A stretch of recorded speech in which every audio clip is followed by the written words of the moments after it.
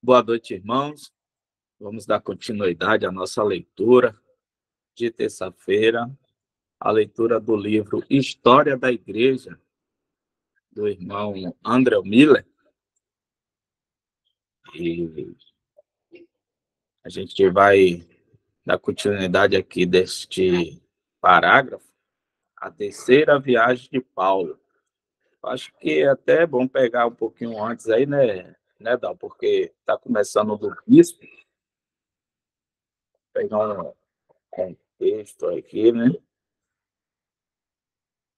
Centraliza ele mais aí um pouquinho. Pegar esta seria aí, né? Acho que já. Ou pega o contexto todo, esse vê que é pequeno aí, dá. Tá, pelo menos dá o contexto, sobe mais um pouquinho, mais um pouco, aí. Daí para poder a gente iniciar com mais embasamento do que a gente vai dar continuidade ali. Lembrando aos irmãos que se tiverem algum pensamento, pode estar interrompendo ali quando quiser, os irmãos que estão em comunhão. Pode estar me interrompendo e trazendo e as irmãs, os outros irmãos quiserem que eu releia algum trecho, né? E se tiver alguma dúvida também, pode estar sinalizando. Vamos iniciar. A primeira observação que decorre da consideração deste discurso é que a sucessão apostólica é inteiramente negada, devido à ausência do apóstolo. Várias dificuldades surgiram e não haveria ninguém em seu lugar para lidar ou prevenir estas dificuldades. Sucessor, portanto, ele não tinha. Em segundo lugar, parece que o fato de que esta energia que freava o espírito do mal, uma vez que estivesse longe, faria erguer as cabeças dos lobos devoradores vindos de fora e dos mestres de coisas perversas vindo de dentro, que atacariam a simplicidade e a felicidade da igreja. Esta seria assediada pelos esforços de Satanás, uma vez que não possuía mais a energia apostólica para resistir-lhes. Em terceiro lugar, o que de primordial deveria ser feito para o impedimento do mal era alimentar o rebanho e vigiar, quer sobre si mesmo ou sobre o rebanho, para aquele propósito. Ele então os encomenda nem a Timóteo, nem a algum bispo, mas de um modo que não deixa de lado qualquer tipo de recurso oficial a Deus e a palavra de sua graça. Nesse ponto, ele deixa a igreja. Os trabalhos em liberdade do apóstolo dos gentios estavam terminados. Ele tinha sido o instrumento escolhido de Deus para comunicar ao mundo seus conselhos a respeito da igreja e para estabelecer na mente do mundo o precioso objeto de sua afeição, unida a Cristo à sua mão direita. O que seria dela aqui? É só para os irmãos pegar a base bíblica desse trechinho aí que eu li, né? Eu creio que está falando lá de Atos, né? Atos 20, se dá o poder abrir lá, Atos 20, 20, acho que a partir do verso 30 31. Não, mais para cima. Aí, aí.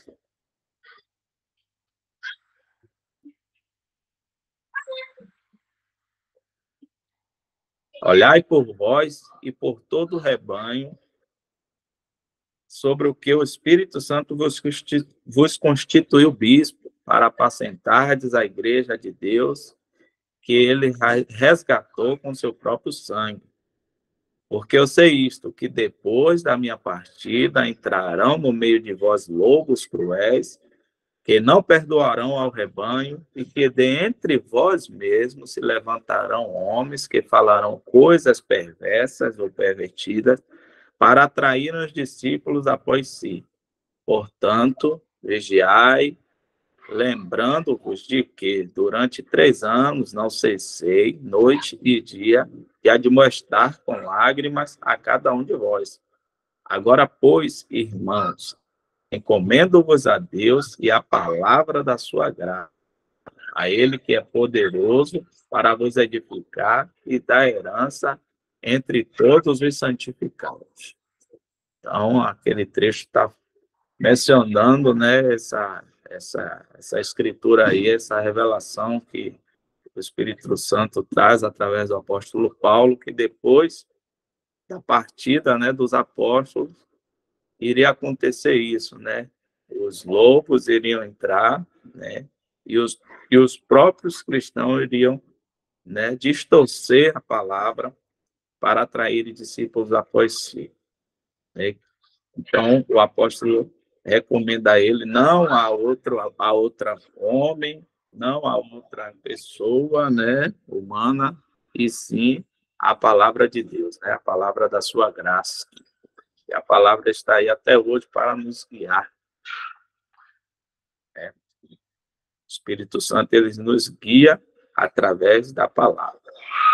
Se não tiver mais alguma coisa a acrescentar aí nesse pensamento, fica à vontade.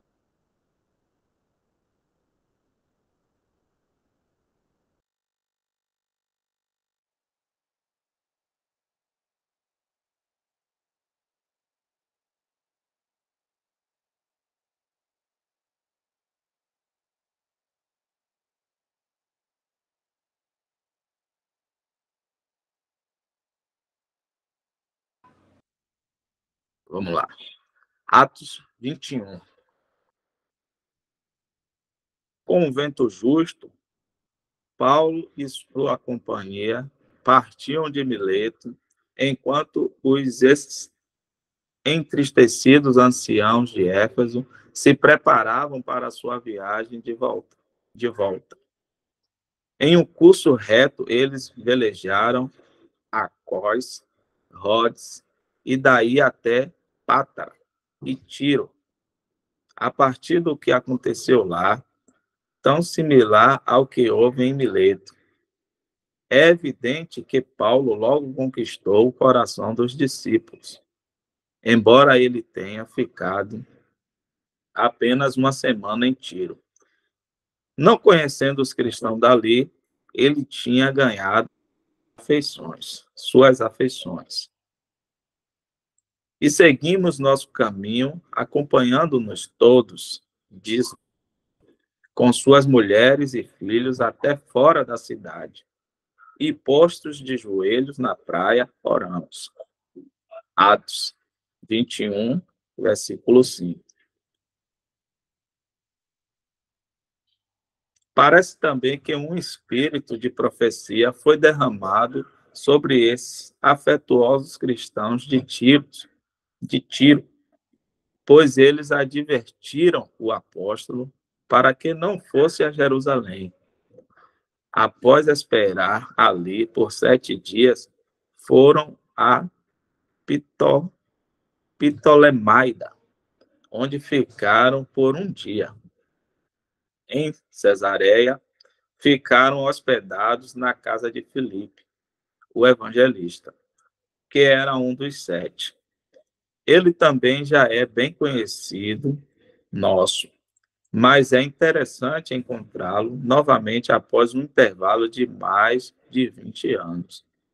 Agora ele tem 4 filhas virgens que profetizavam. Aqui Ágabo, o profeta, previu o aprisionamento de Paulo e rogou-lhe que não fosse a Jerusalém. Todos os discípulos disseram o mesmo e suplicavam-lhe com lágrimas para que não fosse. Mas, embora o coração terno e sensível de Paulo deva ter ser, de- deva ter se movido pelas lágrimas e súplicas de seus amigos e de seus próprios filhos na fé, ele decidiu não alterar sua resolução e não deixar de lado seu propósito. Ele se sentiu compelido em espírito a ir e pronto a deixar todas as consequências à vontade do Senhor.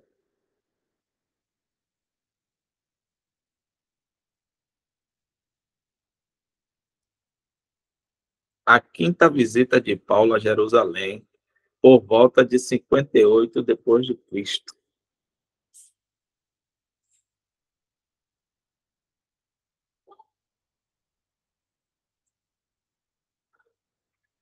O apóstolo e os seus companheiros foram recebidos com agrado ao chegarem em Jerusalém. E logo que chegamos a Jerusalém, observa Lucas, os irmãos nos receberam de muito boa vontade. Atos 21, versículo 17. No dia seguinte, Paulo e seus companheiros visitaram Tiago, em cuja casa os anciãos estavam presentes. Paulo, como orador principal, declarou particularmente as coisas que Deus fizera entre os gentios por seu ministério. Mas, embora estivessem muito interessados e louvassem ao Senhor pelas boas notícias, eles evidentemente se sentiram desconfortáveis. Eles imediatamente chamaram a atenção de Paulo para o fato de que um grande número de judeus que criam em Jesus como o Messias eram absolvidores zelosos da lei de Moisés e eram fortemente preconceituosos contra Paulo.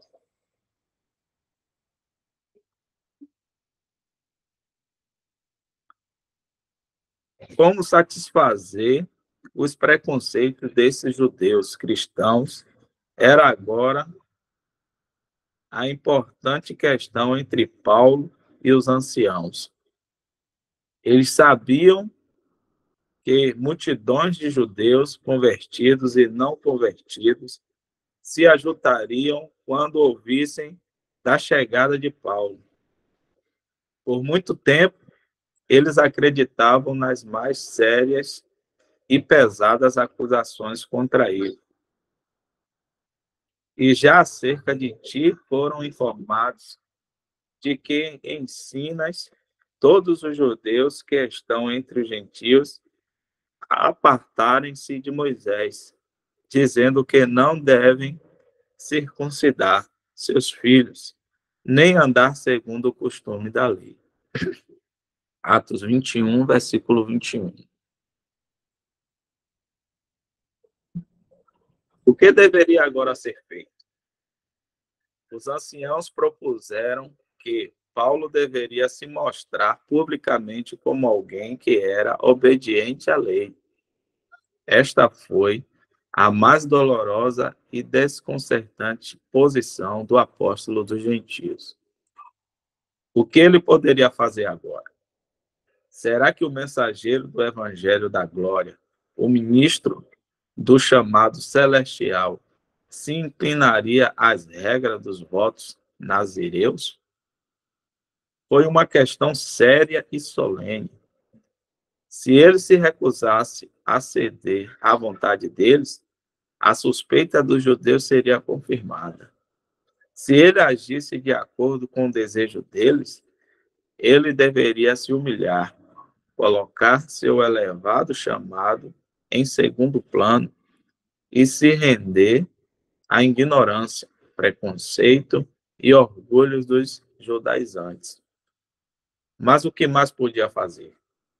Ele estava no centro de um judaísmo fanático e desejava honestamente conquistar a igreja de Jerusalém para um cristianismo mais puro e mais nobre. Dá um intervalo aí para ver se algum irmão tem algum pensamento.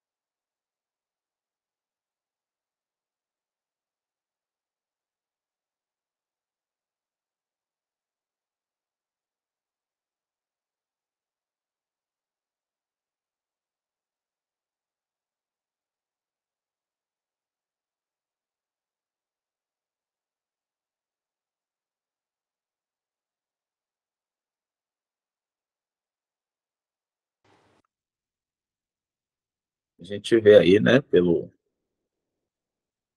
o texto, que muitos, né, dos judeus, eles creram no Senhor Jesus, né, como Messias, né, como eles falaram aí, como Filho de Deus, mas queriam deixar a antiga ordem de coisas, né?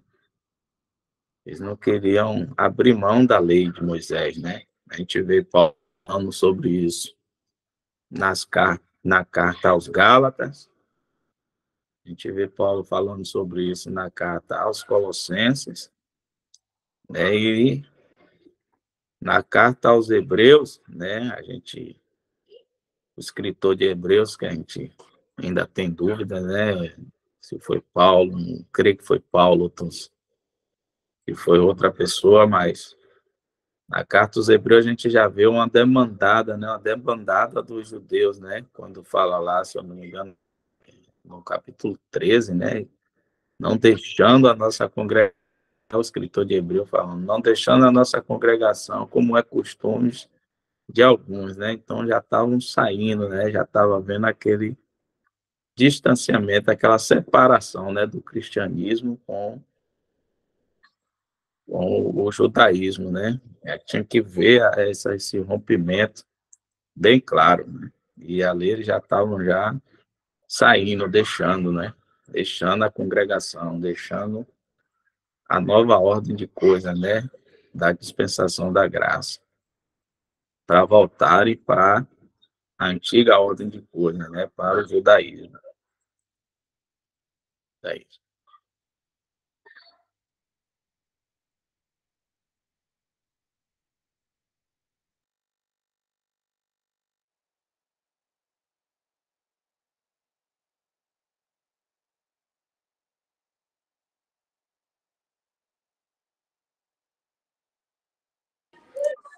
Não tendo nenhum pensamento, vamos dar continuidade.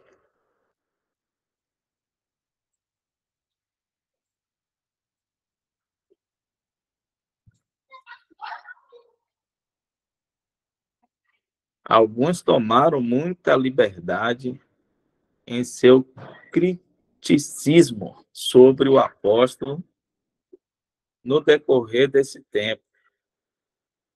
Mas, embora seja nosso privilégio humildemente examinar tudo o que o historiador sagrado escreveu, tememos que alguns se aventuraram longe demais em dizer coisas duras sobre o apóstolo. Podemos perguntar reverentemente quão longe o desejo e a afeição de Paulo o influenciaram nesta ocasião. Além das advertências do Espírito, através dos irmãos, mas certamente devemos nos manter entre os limites do que o próprio Espírito Santo disse pelas Escrituras. Vamos agora cuidadosamente observar os fatos exteriores que conduziram o apóstolo a essa memorável época de sua vida. Roma tinha estado por muito tempo em sua mente. Ele tinha um grande desejo de pregar o evangelho naquele lugar. Isto estava correto, estava de acordo com Deus. Não era algo de si mesmo. Ele era o apóstolo dos gentios. Deus vinha trabalhando em Roma de modo abençoado, mesmo sem Paulo ou Pedro, pois ainda nenhum apóstolo tinha visitado Roma. Paulo tinha sido privilegiado por escrever uma epístola aos romanos, e nessa carta ele expressa o mais ardente desejo de vê-los e de trabalhar entre eles, porque desejo ver-vos, diz ele, para vos comunicar algum dom espiritual, a fim de que sejais confortados. Romanos 1, versículo 11. Este era o seu estado mental e o objetivo que tinha diante de si, o que também devemos ter em vista quando estudamos esta parte de sua história. Compare Romanos 1, versículo 7 a 15, e capítulo 15, de versículo 15 a 33.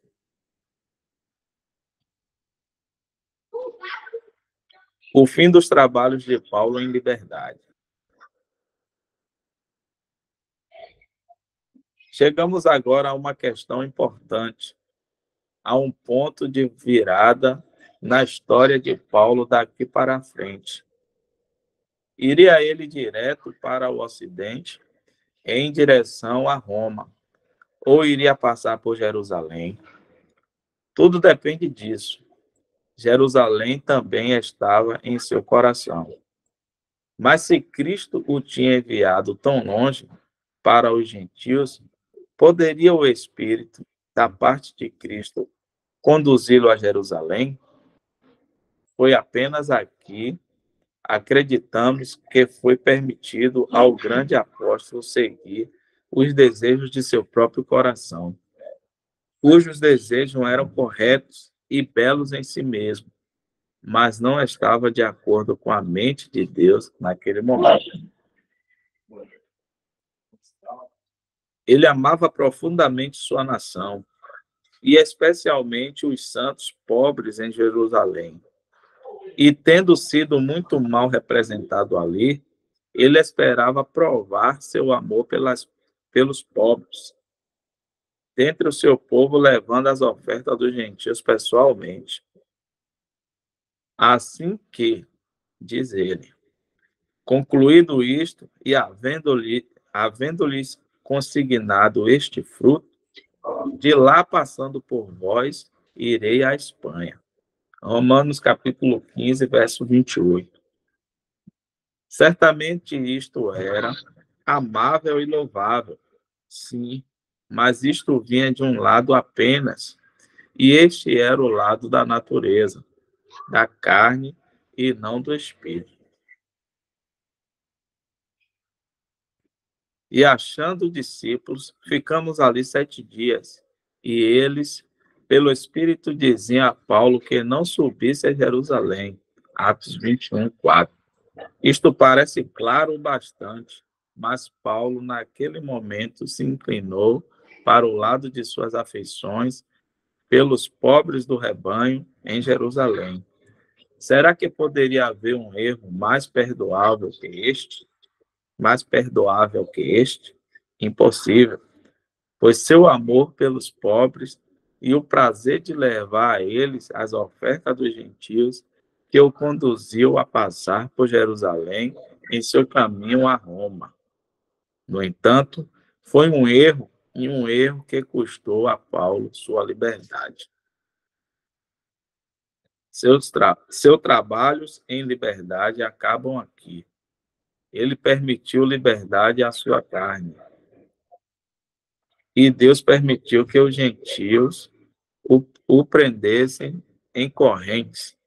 Esta era a expressão de puro amor do mestre para com seu servo.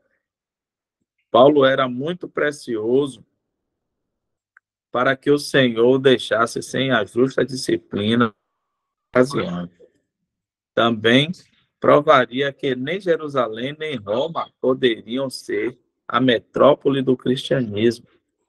Cristo, a cabeça da igreja, estava no céu, e lá é o único lugar em que a metrópole do cristianismo deve estar.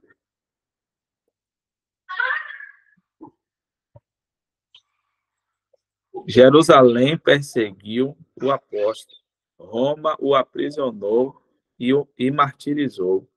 No entanto, o Senhor estava com seu servo para o seu próprio bem, para o avanço da verdade, para a bênção da igreja e para a glória de seu próprio grandioso nome. Aqui podemos tomar a permissão para mais uma reflexão. Em quantas histórias, desde a quinta visita de Paulo a Jerusalém, essa cena solene tem sido reproduzida? Quantos santos têm sido amarrados com correntes diferentes, de diferentes tipos, mas quem pode dizer para quê ou para quem?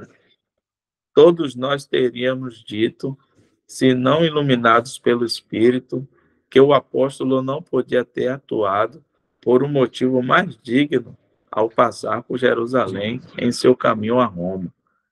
Mas o Senhor não havia dito para ele fazer isso. Tudo depende disso.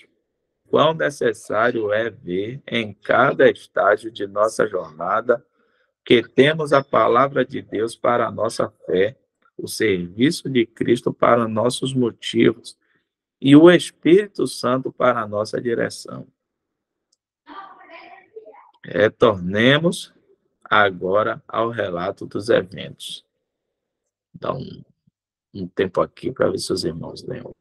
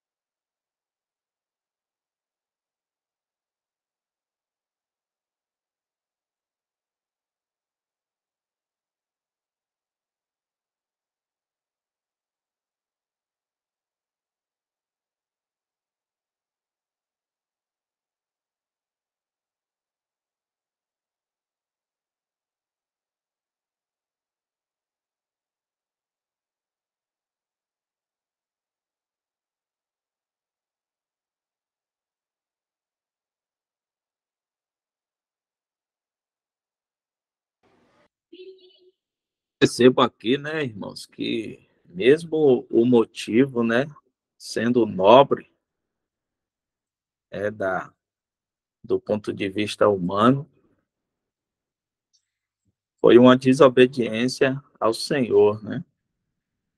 Espírito Santo, né, o Senhor usou várias pessoas, né, para poder dizer ao apóstolo para que ele não fosse lá, né, expressamente, né, e ele, movido, né, por compaixão ao seu povo, ele foi lá, né, ele passou por lá na sua jornada, a Roma, ele passou por Jerusalém, né, motivado por sua afeição, seu povo. né? Mesmo sendo nobre o motivo, né? Ele não deixou de sofrer a disciplina, né? A disciplina, né, do Senhor. E o que importa mesmo, né, é seguir, o Senhor, né? O que o Senhor está direcionando, né? Eu estou observando aqui e para mim eu estou aprendendo que muitas das vezes a gente, né, quer fazer algo, né? Tem desejo de fazer algo, né? Sente uma afeição assim, né? Em levar o evangelho para uma pessoa, levar, né? Fazer algo por uma pessoa assim a respeito do evangelho e muitas das vezes não é a vontade de Deus, né? E a gente acaba indo por nossas afeições, pelo nosso querer, e a gente acaba sofrendo consequências disso, né? De não esperar, né? Não obedecer e não buscar do Senhor direcionamento, né? Em oração, né? Será que eu devo ir? Será que eu devo fazer? Tá guiado pelo Espírito Santo, né? Guiado pelo Espírito Santo, para a gente não fazer, não estar fazendo algo da nossa vontade, né? Em contrário à vontade do Senhor e sofrer, né? As consequências disso, porque a gente está vendo aí no texto, né, do livro, no livro, que mesmo sendo um motivo nobre, né, o texto menciona aí, né, que qualquer um dizia que o Paulo estava fazendo, né, certo, né, estava fazendo certo, ele estava pela motivação correta, né, estava fazendo o correto, né, louvável a atitude dele, mas não era o que o Senhor queria, né, pelo menos naquele momento. Aí foi uma desobediência.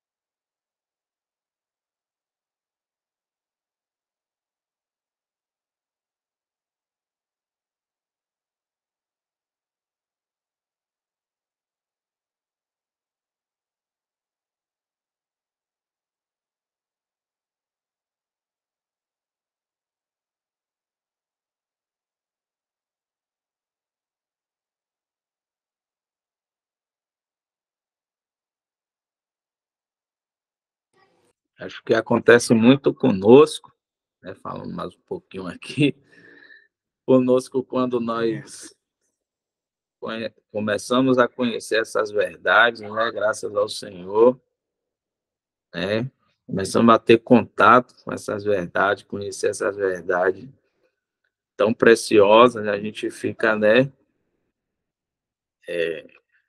doido mesmo, né, para falar, para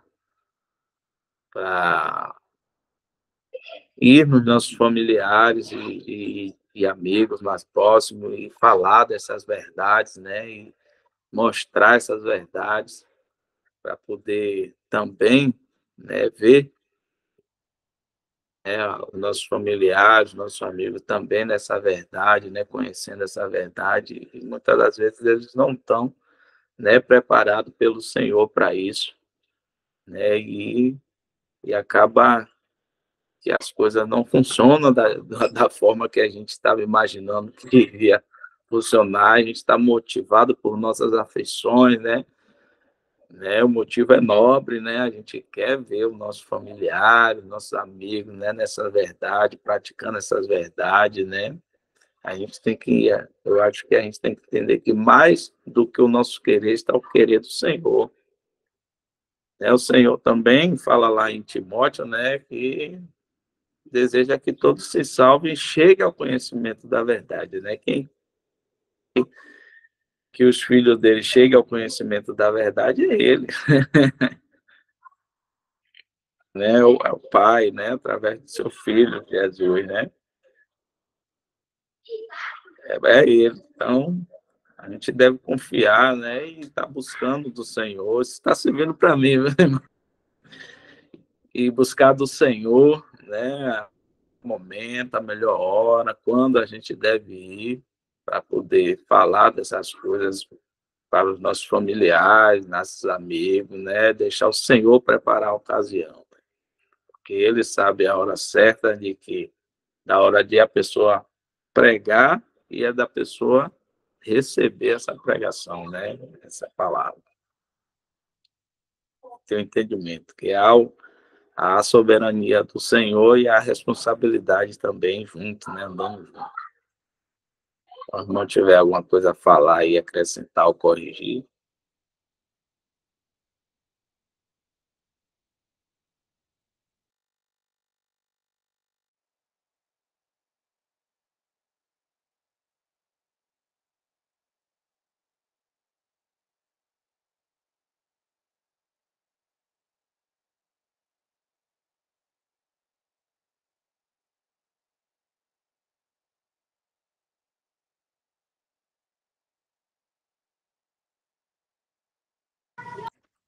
Então, vamos continuar. Aqui podemos tomar a permissão. Ah, não. De onde é aí dá. Deixamos, né? Isso. Deixamos Paulo sentado com os anciãos na casa de Tiago. Eles tinham. Deixamos Paulo sentado com os anciãos na casa de Tiago. Eles tinham sugerido a ele um modo de conciliar os crentes judeus e de refutar as acusações de seus inimigos. Deslealdade para com sua nação e com a religião de seus pais era a principal acusação levantada contra ele. Mas sob a superfície dos eventos exteriores, e especialmente tendo a luz das epístolas derramadas sobre eles, descobrimos a raiz de toda a questão na inimizade do coração humano contra a graça de Deus. De modo a entender isso, devemos observar que o ministério de Paulo tinha um duplo caráter. Primeiro, sua missão era pregar o evangelho a toda criatura debaixo do céu. Não foi apenas além dos limites do judaísmo, como também estava em perfeito contraste com esse sistema. 2. Ele era também o ministro da Igreja de Deus e pregava sua exaltada posição e seus benditos privilégios como estando unida a Cristo, o homem glorificado no céu. Essas verdades benditas serão vistas erguendo a alma do crente muito acima da religião da carne, sempre penosa,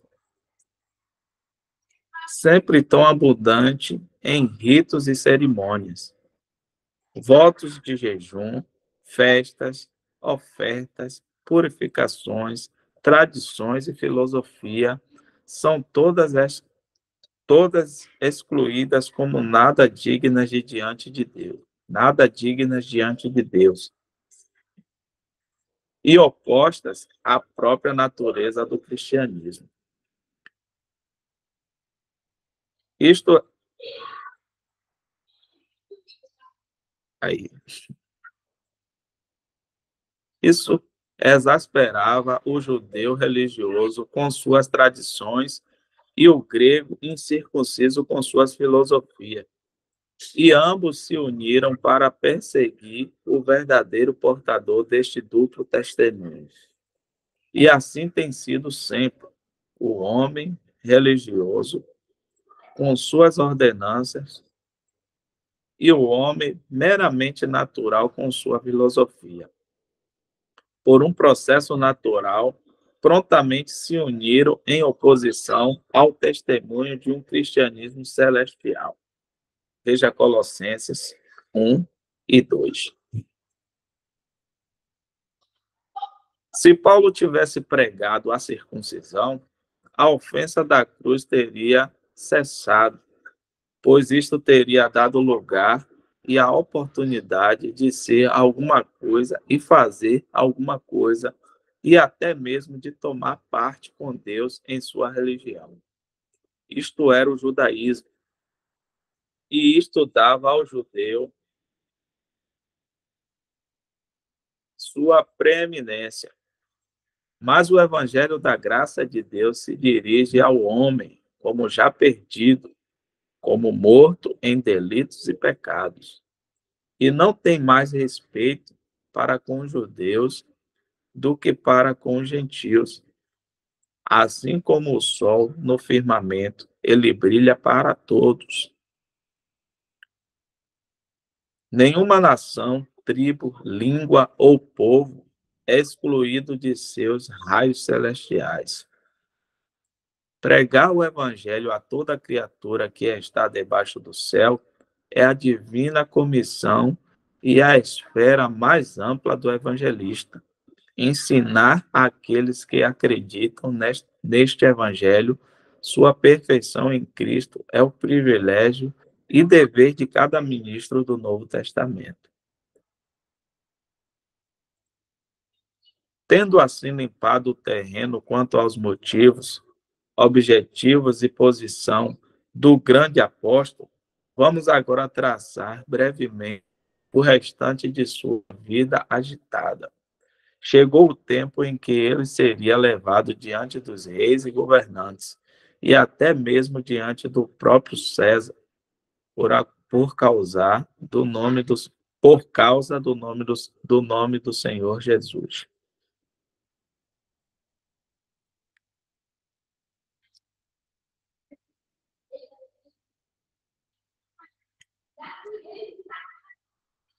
Paulo no templo. De acordo com a proposta de Tiago e dos anciãos, Paulo agora prossegue ao templo com os 4 homens que fizeram voto. Atos 21, versículo 23. Então lemos: Então Paulo, tomando consigo aqueles homens, entrou no dia seguinte no templo, já santificado com eles, anunciando serem já cumpridos os dias da purificação, e ficou ali até se oferecer por cada um deles a oferta. Atos 21, versículo 26. Na conclusão do voto nazireado, a lei requeria que certas ofertas fossem apresentadas no templo.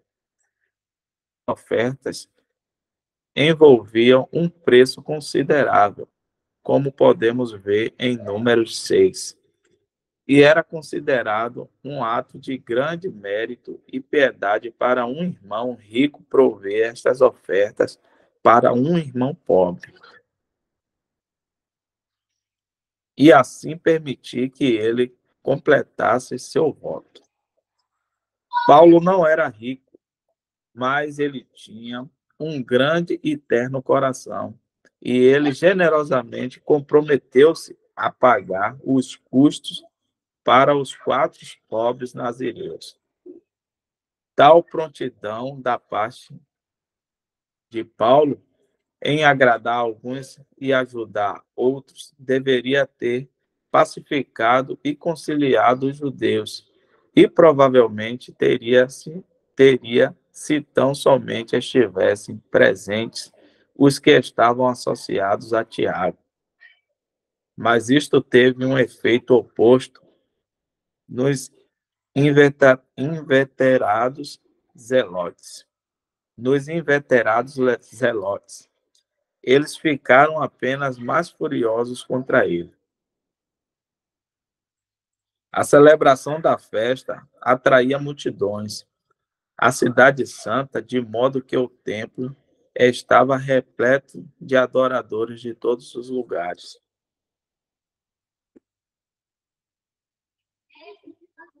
Dentre esses judeus estrangeiros estavam alguns da Ásia, provavelmente alguns dos evangelhos dos velhos antagonistas de Paulo em Éfeso, que ansiava por uma oportunidade de se vingarem dele, que tinham anteriormente os derrotado. Perto do fim dos 7 dias em que os sacrifícios deveriam ser ofertados, estes judeus áticos viram Paulo no templo e imediatamente caíram em cima, clamando: Homens israelitas, acude! Este é o homem que por todas as partes ensina a todos contra o povo e contra a lei, e contra este lugar. E demais disto, introduziu também no templo os gregos e profanou este santo lugar. E alvoroçou-se toda a cidade, e houve grande concurso de povo. E pegando Paulo e arrastando para fora do templo, e logo as portas se fecharam. Atos 21, versículo de 28 a 30. A cidade toda estava agora em polvorosa. A cidade toda estava agora em polvorosa. E a multidão correu furiosamente ao ponto de ataque. A multidão estava à beira da loucura. E se não fosse pelo zelo deles em não derramar sangue no lugar santo, Paulo teria sido feito em pedaços no mesmo instante. O objetivo deles agora era levá-lo para fora do recinto sagrado. Mas antes que os planos assassinos deles fossem executados, a ajuda do Senhor chegou e eles foram inesperadamente interrompidos. As sentinelas nos portões, sem dúvida, comunicaram imediatamente à guarnição romana situada defronte do templo de que havia um tumulto próximo à corte. O tribuno Cláudio Lísias imediatamente correu ele mesmo ao local, levando com ele soldados e centuriões. Quando os judeus viram o tribuno e os soldados romanos se aproximando, eles pararam de espancar Paulo. O governador, percebendo que era ele a causa de toda a agitação, prontamente o mandou prender com 2 correntes, ou por correntes entre 2 soldados. Veja Atos 12, versículo 6. Tendo feito isto, Lísias prosseguiu a fazer um inquérito quanto à real causa do distúrbio. Como nenhuma informação certa podia ser obtida da ignorante da multidão, ele ordenou que Paulo fosse levado à fortaleza. A desapontada massa agora vai atrás de sua vítima com enorme ímpeto. Eles viram ele sendo tirado de suas mãos e pressionaram tão violentamente os soldados que Paulo foi levado em seus braços até para cima das escadas da fortaleza. Enquanto isso, gritos ensurdecedores se erguiam da multidão enraivecida abaixo, como fizeram cerca de 30 anos antes. Fora com ele, fora com ele. Neste momento de grande interesse, o apóstolo preservou grande presença de espírito e perfeitamente controlou a agitação de seus sentimentos. E ele, prudentemente, sem comprometer, ele age prudentemente, sem comprometer a verdade. Assim que alcançam a entrada da fortaleza, Paulo dirige-se da maneira mais cortês ao tribuno e diz: é-me permitido dizer-te alguma coisa? E ele disse: sabes o grego? Não és tu, porventura, aquele egípcio que antes Não és tu, porventura, aquele egípcio que antes destes dias fez uma sedição e levou ao deserto 4.000 salteadores? Paulo lhe disse: na verdade, que sou um homem judeu, cidadão de Tarso, cidade não pouco célebre na Cilícia. Rogo-te, porém, que me permitas falar ao povo. Atos 21, versículo 37 a 39. Por incrível que pareça, esse pedido lhe foi concedido. Paulo já tinha ganhado o respeito do governador romano, mas a mão do Senhor estava nisso. Ele estava vigiando sobre seu servo. Paulo havia, Paulo havia jogado a si mesmo nas mãos de seus inimigos ao procurar agradar os crentes judeus. Mas Deus estava com ele e sabia como livrá-lo de seu poder e usá-lo para a glória do seu próprio grandioso nome. Atos 21, de 26 a 40. Dá um tempo aqui para ver se os irmãos têm algum pensamento.